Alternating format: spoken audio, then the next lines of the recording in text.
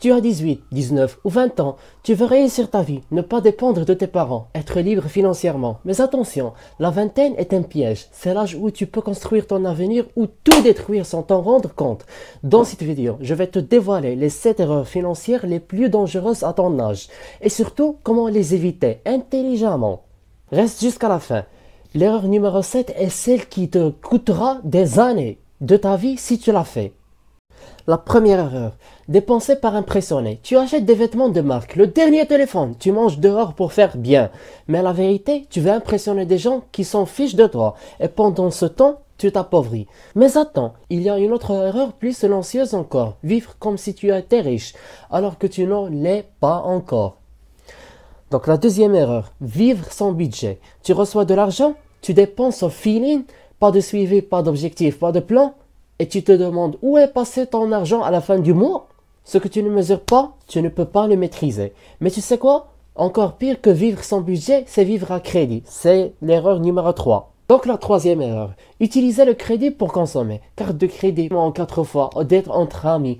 Tu t'enfermes dans un cycle d'endettement toxique. Tu achètes avec de l'argent que tu n'as pas encore gagné.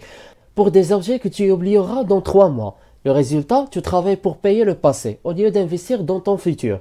Tu crois que tu as le temps pour réparer ça? Détrompe-toi, car l'erreur suivante vaut les meilleures années.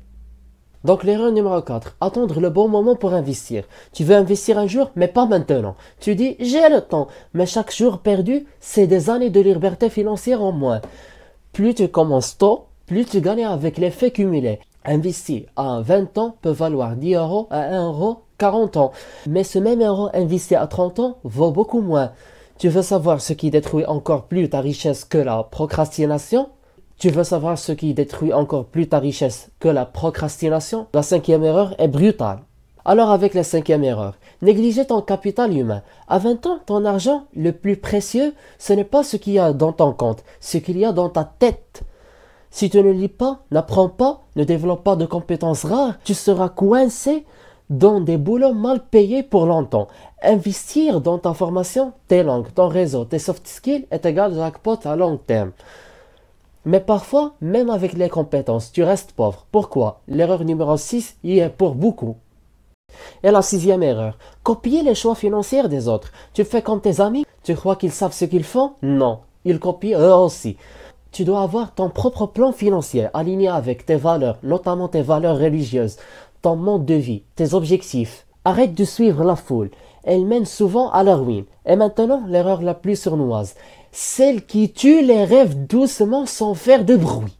La septième erreur. Penser petit toute ta vie. Tu crois que c'est normal de viser un SMIC? Tu crois que l'argent c'est sale ou que c'est pas pour toi? Tu as un blocage mental.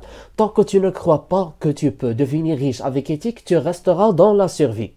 Si tu es musulman, sache que la richesse peut être un outil de bien. Si tu la gagnes et la dépenses selon les règles d'Allah, ne laisse pas ton subconscient te voler ta réussite. En guise de conclusion, si tu veux vraiment réussir financièrement dans ta vingtaine, construis un budget, arrête de copier les autres, forme-toi en continu, commence à investir tôt. Développe une mentalité de croissance et de baraka.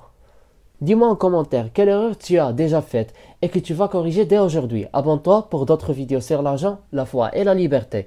Et je m'interroge, comment es-tu intéressé à ce contenu sans que tu watches les vidéos précédentes dont on parle de la liberté financière, de la finance islamique et de la psychologie moderne. Watch-les, c'est un héritage cognitif à l'humanité. À très vite.